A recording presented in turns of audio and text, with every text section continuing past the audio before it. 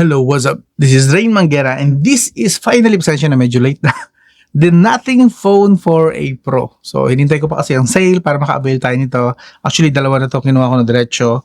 Okay, the Nothing Phone 4a and 4a Pro. Abangan nyo na rin to. Hiwalay na video naman to, don't worry. Hindi ko na pagsasamahin dito. So, this one is, unboxing tayo saglit pero didiretso ko na to sa detalyadong review, okay? Mabibili nyo nga po pala ito sa presyong, 35,000 pesos. Sabihin natin ganoon. And pero this one has 12GB, 256GB na storage. Okay? So, pansin nyo medyo pricey kasi sa mga hindi pa po aware, kung hindi ka pa po aware is nagtaas na po kasi ang presyo ng RAM and ng internal storage. You can check actually, ito mga unit na inaano ko, tita nyo, sa Realme, 4GB lang na RAM pero 12,000 pesos. Realme Note 80 din, ito P4X Note 80, 6,000 pesos. So, nagmahal na po kasi. So, expect nyo na magmamahalan po ang mga smartphones kahit na 4GB RAM lang. So this one, same case. Hindi naman immune si Nothing sa what do you call this, sa pagtaas ng presyo ng RAM. So yun, dagdag nyo pa yung fuel prices din, nagtaasan. So ang tanong, nagmahal siya? Sure, pero worth it pa rin ba siya? Kasi kung gagastos ka lang din naman ng malaki-laki, kailangan sulit ang isang unit, ang isang device, di ba? So, yun ang purpose ng video na to. In case na gusto mo ng smartphone na walang bloatware, walang ads, simple lang yung UI, makunat na battery. Ito yung sinasabi ko sa inyo, ito yung pagkakakilala ko sa Nothing phones. Kasi sa dami na Nothing phones na review ko rito, talagang yun ang trademark nila. And this one, the Nothing Phone 4a Pro, I hope na ganun pa rin yung trend na ganun pa rin, makunat pa rin ang battery, and maasahan pa rin. And still the best Android smartphone na pwedeng alternative if ayaw mo ng iPhone. Okay? Ito yung parang pinaka-cleanest sa lahat ng device, lahat ng UI. Sabi ko nga, less bloatware. Kung mayroon mang bloatware dito, malamang Google lang naman ang mga bloatware dito. At ayaw magpabukas. Wait lang. Wait lang. Ayun, napunit ko na tuloy. But anyway, okay lang yan. Buksan natin for the first time. Yun. Okay. Wala pa rin charging brick. Check na natin tong accessory na. Uy! Meron tayong kasamang transparent jelly case, which I don't like, pero in this case, applicable siya since ayokong itago yung design nito. Maganda ang design nito. Kung maalala nyo, matanda ko sa launching nito. Yun, maganda design. So, I don't think it's fair na itago yung design nito. So, transparent jelly case, okay tayo dyan. And then, we have the charging cable / data cable. Nice, and may branding yan ng Nothing. Sa kabila rin, merong Nothing. Nothing is there. Tapos, meron tayong quick start guide. And trademark din ni Nothing na pangsundot ng SIM card. Yes. Ang cute. Super cute. And finally, of course, the device. Eto na. Check na natin for the first time ang device. So, eto na nga. Oh, finally, my very own. At buti naman puti. Last time, Nothing Phone 3, gusto ko sana puti kaso black yung available lang. Right now, buti naman. Available na puti. So, this is it. Pero bago ang lahat, look at that. Dapat ganito ginawa nilang design ng Nothing Phone 3, yung flagship nila last year. Dapat ito design eh. Kung ito naging design nun, tingin ko hindi gano'ng karami yung backlash na makukuha nun. Para sa akin siguro ako na lang, sa akin lang to. Ito ang consider ko na totoong Nothing Phone 3. Ganda niya, my God. Isa-isa natin. Lapit tayo. Pasensya na kasi medyo nagaganda talaga ako kasi wala namang ibang smartphone brand na kagaya ng Nothing na unique yung design. Pag ito mga design na nakita mo, also itong mga design na to, alam mong Nothing agad parang iPhone, di ba? Kaso nga lang, ang iPhone ngayon is ginagaya na rin ng mga Android. So, ang dami ng kamukha ng iPhone ngayon na Android, lalo na yung orange na nagka 17 Pro. Dami na. But sa Nothing, when you see it, the design, Nothing yan. Tsaka yung pagiging unique naman niya, harmless naman So, unique na harmless is very good sa akin. And this one right now, ito yata ang peak Nothing Phone 4a Pro na design. This is the matrix display, dalawang camera. I believe dalawa dyan ang 50 megapixel and isang 8 megapixel naman, hence the Pro. Tapos meron tayong red LED rito or red lights. Nung pinanood ko kay Jerry Rig, that's white LED na may red lang na cover. So kapag umilaw yung LED na white sa likod, red pa rin na makikita natin since red yung cover niya. And the rest is design lang yan.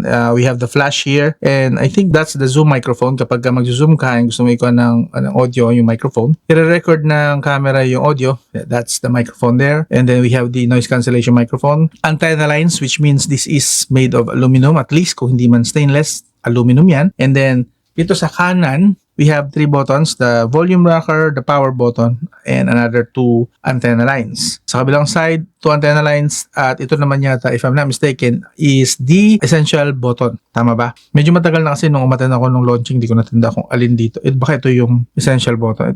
Ito yan. Tingin ko ito yan. Sa baba, dito yung main speaker. Hopefully may speaker din dito. Alam ko dual speaker naman pag nating phone. Pero since wala rito, malamang nandito yan sa may earpiece. Dalawang antenna lines again. The USB Type-C 2.0. Kailan kaya gagawin ni nating phone na yung USB nila Type-C ay gawin ng DisplayPort din? Pwede i-connect sa mga external monitor, no? Maybe someday.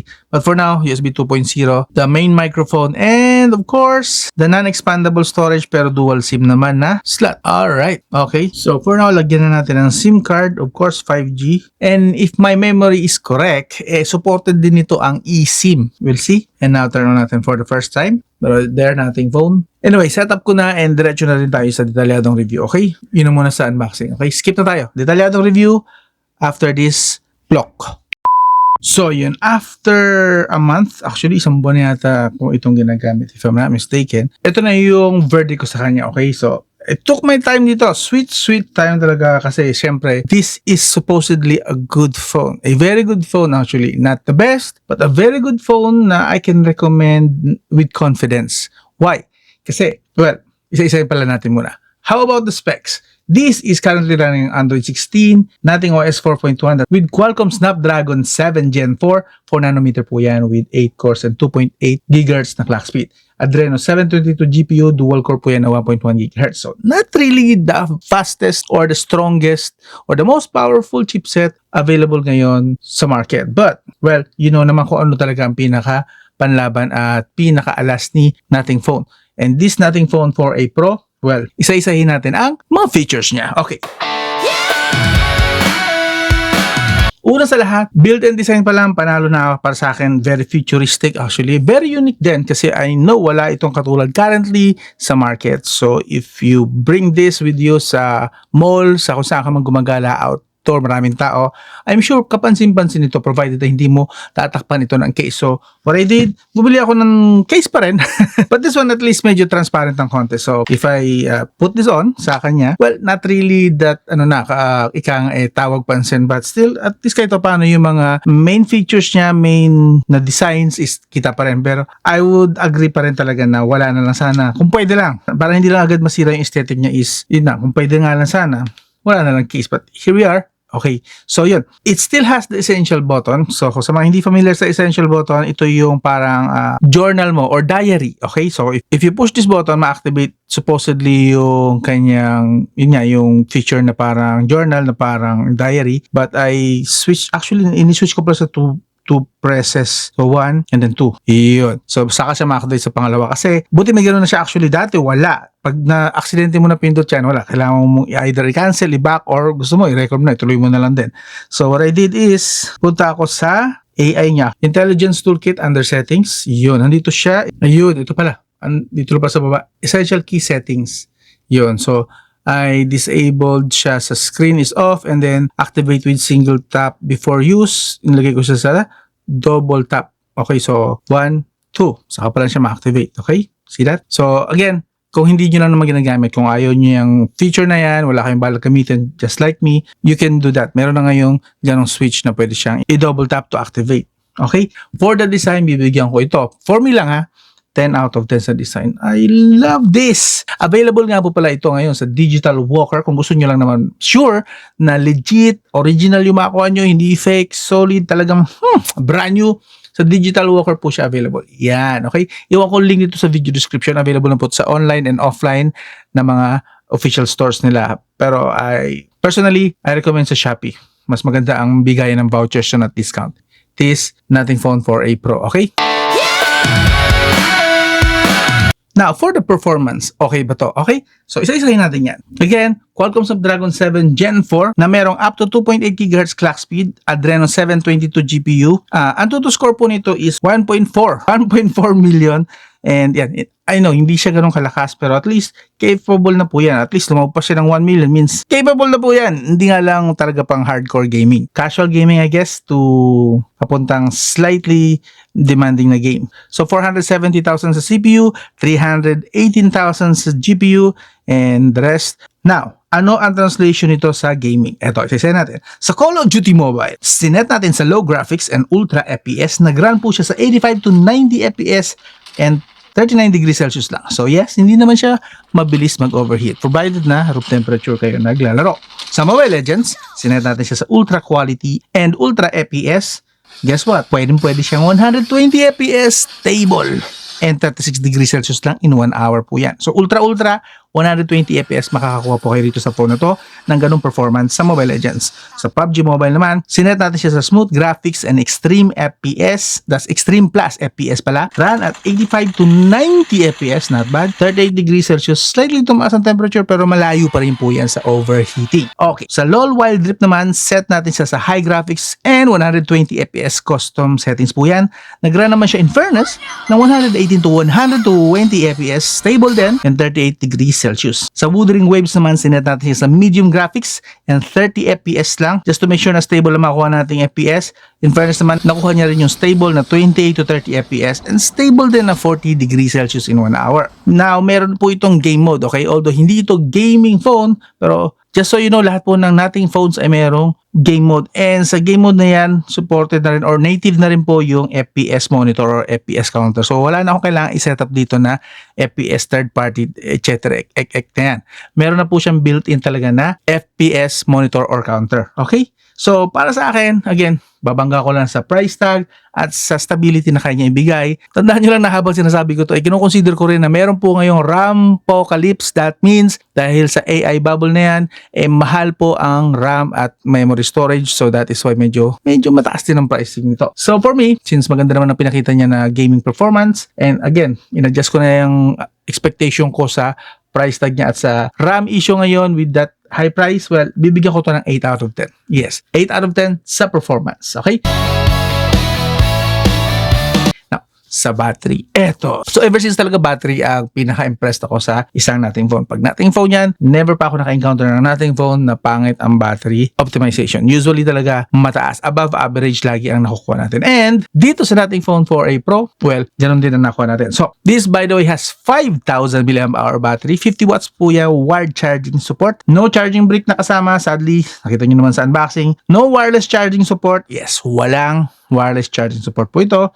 And actually, basta chinek ko naman sa settings siya, sa battery settings, wala ako nakikita rito na may kinalaman sa wireless charging support. Wala rin po itong bypass charging. There is that. So sa gaming, bypass charging, no, zero na agad doon. Pero sa PCMark score, well, eto na lang. Dito na tayo magtingin. Makunat pa rin ba siya? Para sa half brightness, half volume with mobile data, nakakuha po tayo ng 14 hours, 25 minutes. Yes, hindi siya kagaya ng mga nasa 6,000, 7,000, 8,000 mAh na battery, but still, considering na 5,000 mAh ito, and that's 14 hours and 25 minutes, very impressive po yan, and still above average pa rin po ang kanyang nakuhang endurance. Walang patayan po yan sa PCMark. Tuloy-tuloy po yan na 14 hours and 25 minutes. All of that, habang naka 120 screen refresh rate po ang settings ito, naka-fix sa 120 Hz screen refresh rate, and naka-on po itong kanyang glyph. So, pinagsabay-sabay na yan, pero nakakuha pa rin tayo ng impressive na 14 hours and 25 minutes. Now, dito medyo nagtaka ko ng konti. Sa full brightness. Sa full brightness, full volume with internet mobile data, 13 hours 90 minutes. Parang nabawasan lang ng 1 hour. So, again, full brightness po ito na test. Magdamag ko siyang iniwan. Naka 13 hours and 19 minutes. All while still running at 120 Hz screen refresh rate at naka-on ang dot matrix niya na screen. Itong second screen niya. 13 hours. So, 14 hours sa half, 13 hours sa full brightness. So, sa PCMark, bibigyan ko ito, again, babangga ko lang sa kung ano yung features niya, price tag niya, so on and so forth. 8 out of 10, solid. Pwede pa rin at maasahan pa rin si nating phone 4A Pro. Now, lipat naman tayo sa display. Okay, this has 6.83-inch 1.5K AMOLED HDR10 Plus with 144 Hz screen refresh rate, 2160 Hz PWM dimming, 800 nits po ang brightness yan, up to 5000 nits na gamit natin sa labas sa pagra-ride, and Corning Gorilla Glass 7 IM protection. Okay? Supported din ito ang 10 multi-touch, May Widevine Level 1 support din po ito sa Netflix. Full HD po. Wala nga lang HDR support. Pero at least full HD na rin yan. Under display fingerprint, nakita nyo naman, very responsive po yan sa kanyang under display na fingerprint. And for me, napakaganda po ng display nito, okay? Not to mention, nasabi ko nga kanina, nakafix ito sa 120Hz screen refresh rate. Ito po yung settings ng display niya. Well, colors, nakaset tayo sa alive, of course. And then refresh rate, set, nakafix po yan ever since after ng unboxing, 144Hz screen refresh rate. Kasi nakalagay dito 144Hz, pero all this time nakukuha ko lang 120Hz screen refresh rate during testing ko. One time ko lang nakita ito ng 144Hz screen refresh rate nung naglaro ako dun sa Clash Royale na game. So, light game siya, not demanding game, pwede mo ma-achieve yung 144Hz screen refresh rate. Pero other task, most of the time, 60 and 120Hz screen refresh rate ang makikita mo na nagdi-display kapag in-on mo yung refresh rate niya dito sa developer options. With that in mind, kayo na mag-decide kung gaano kaganda ang display na yan. Nakikita nyo? Very colorful po yan. Solid kapag panooran. And para sa akin, pabor nga na wala na lang siyang HDR10. Kasi usually sa HDR10 Plus, medyo OA yung pagiging dark, yung pagiging black ng screen, especially sa Netflix. So that is why mas preferred ko sana i-off na lang yung HDR10. And good thing dito, hindi naka-on ang HDR10 Plus. So, mas nakikita ko na maayos yung mga pinapanood ko, especially sa mga horror na genre ng mga movies and TV series. So, okay lang naman. Again, kung issue sa inyong walang HDR10, well, nasa inyo yan. Para sa akin, mas pabor sa akin ng HDR10 na off or in this case, wala. Now, sa display, nasabi ko na ba? 8 out of 10 ang score na to para sa akin. Okay? Now, lipat naman tayo sa speaker. Okay, so this one medyo nanibago ako. Coming from Poco F8 Pro na merong base dito sa gilid, medyo nanipisan na ako paglipat ko rito. Why? Well, to be fair, this has dual speaker stereo naman po yung effect niyan. And maganda pa rin naman tunog. Malakas and solid. Yun nga lang, medyo bitin sa base. Ito yung sample. Hindi ito ma-justify ng microphone na ginamit ko, but still, here it is.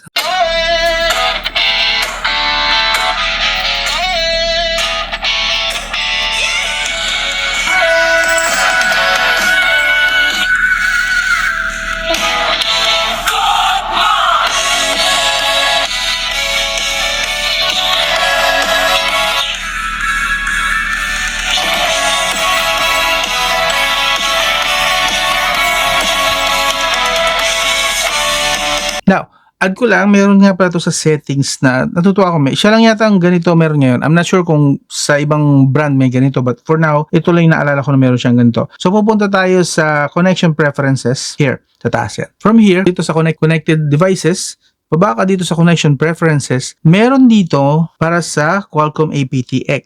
Here, sa pinakababa. Qualcomm aptX preferences, pwede mo siyang i-on. That means, all the time, maganda or solid up to 96 kHz na high resolution na audio ang makukuha mo kapag ka nakakonect sa Bluetooth, especially Bluetooth. aptX or Qualcomm aptX HD as a preference. See that? Pwedeng auto-adjust, high quality, or gaming mode. Again, this is only for the audio na gagamitin mo sa gaming, and of course kapag gumagamit ka ng Bluetooth earbuds or earphones, may ganito kang option. Okay, under again sa connected devices, connection preferences, pinakababa, andito yung option na yan. Okay, so may mga audio profile pa just per application. So sa mga audio files dyan, talagang mahilig sa magaganda ang audio, well, good news, pwede nyo ma-experience yan dito sa Nothing Phone 4a Pro.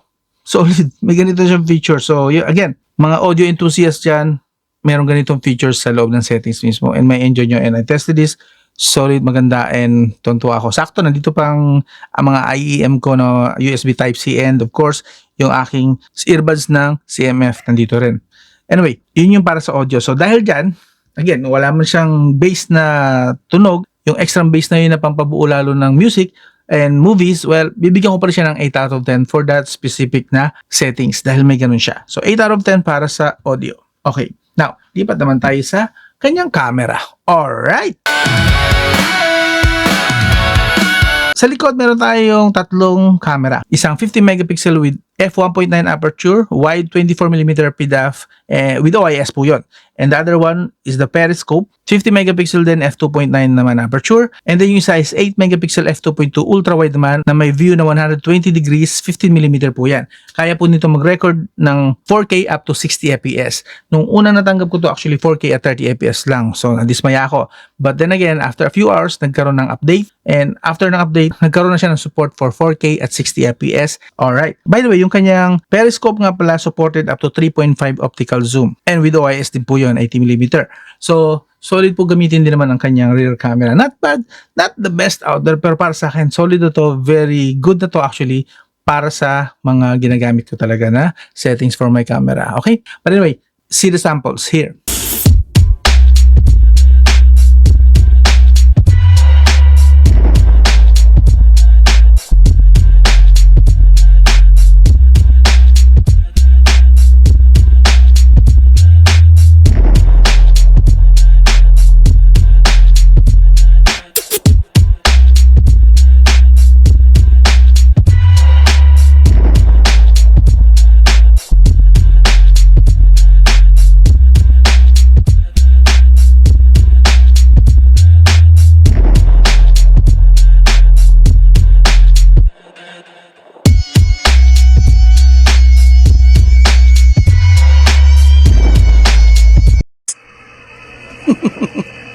Kaway, kaway, kaway.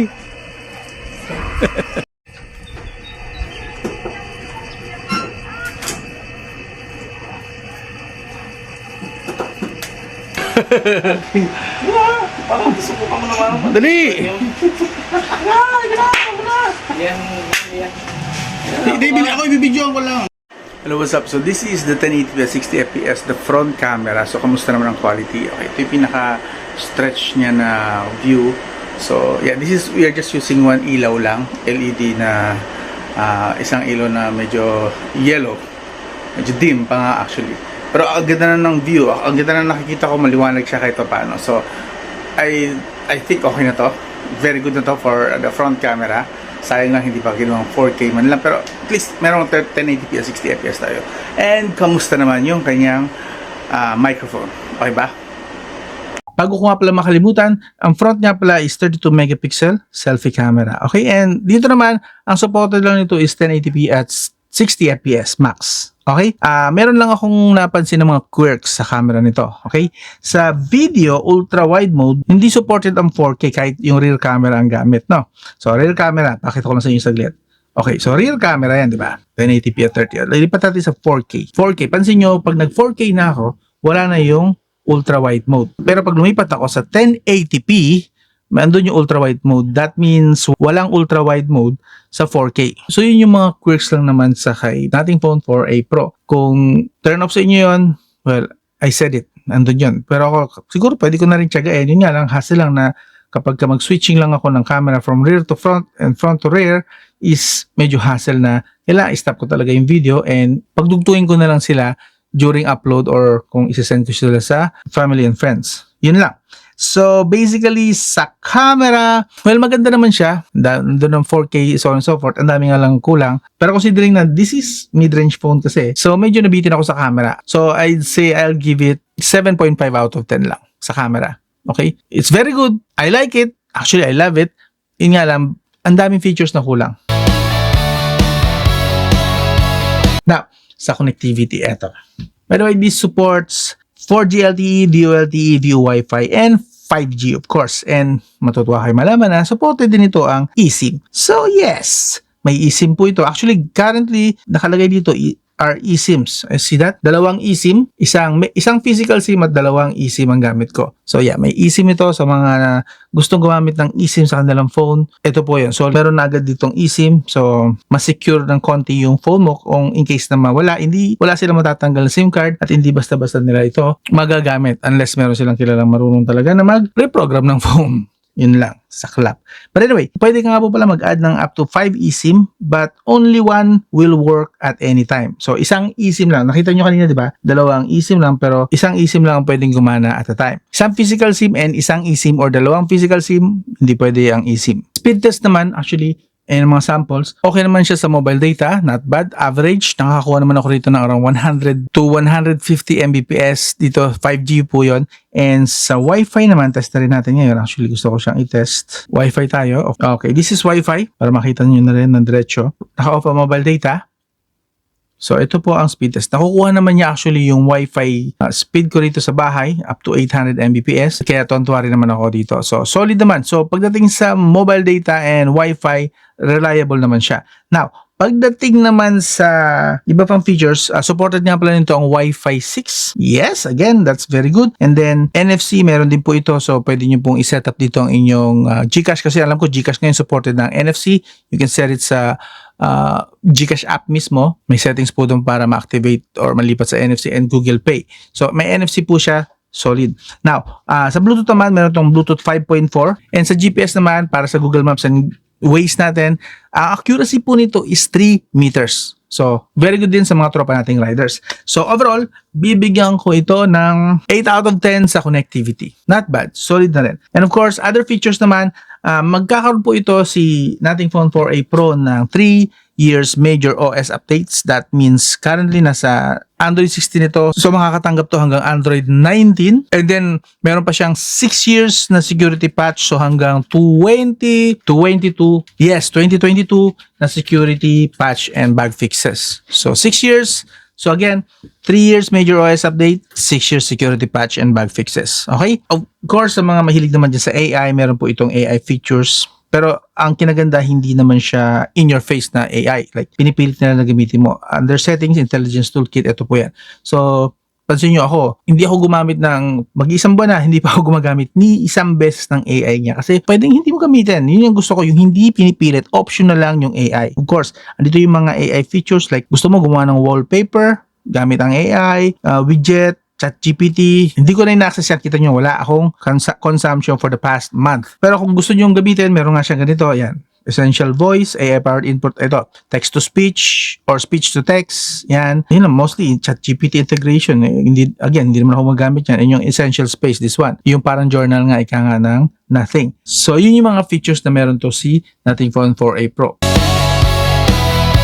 Now, verdict na tayo, okay? With the RAM prices has been unfortunate lately and it shows naman sa mga price ngayon, hindi lang sa Nothing, sa Infinix, sa Itel, sa iQOO, sa Poco, lalo na sa Poco, umabot pa ng 11,000 per model yung itinaas nung kanilang pricing. Well, for a 36,000 price tag, yeah, I know it's mahal, pero you get the cleanest UI in all of Android community. No ads, just Google bloatware at Meta, dalawang Meta. Also, they have very good software support. Any known issues kapag na-call out na sila, meron daw issue sa ganito ng kanilang unit, nagpapadala naman sila agad ng mga software updates and bug fixes. Not perfect, pero at least meron ganon. Hindi kagaya ng ibang mga brands dyan, naabot ka ng 2 to 3 months bago makatanggap ka ng fixes, bug fixes. Well, depende sa iyo kung yun ang gusto mo. Cleanest or gusto mo cluttered, ang daming features pero ilan lang features lang naman ang gagamitin mo. While here, konti lang features pero at least mga essential features yun. And mostly,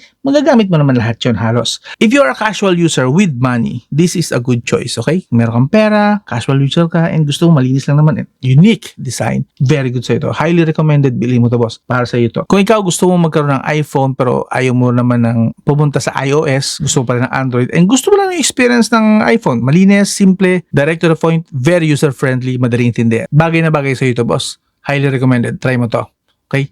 Baka para sa ito. Pero kung ikaw ay gamer at ikaw si chipset boy, chipset fanboy, lagi na lang si bukang bibig chipset, and lahat na lang ng bagay pinupula mo. Lahat ng bagay na hindi yung favorite brand mo ang meron, pinupuna mo. Like Poco fanboy ka, Xiaomi fanboy ka, Infinix fanboy ka. Lahat na lang pinupuna mo. Well, hindi para sa ito. Hindi ko na ipipili sa ito. Boss, wag mo tong bilhin.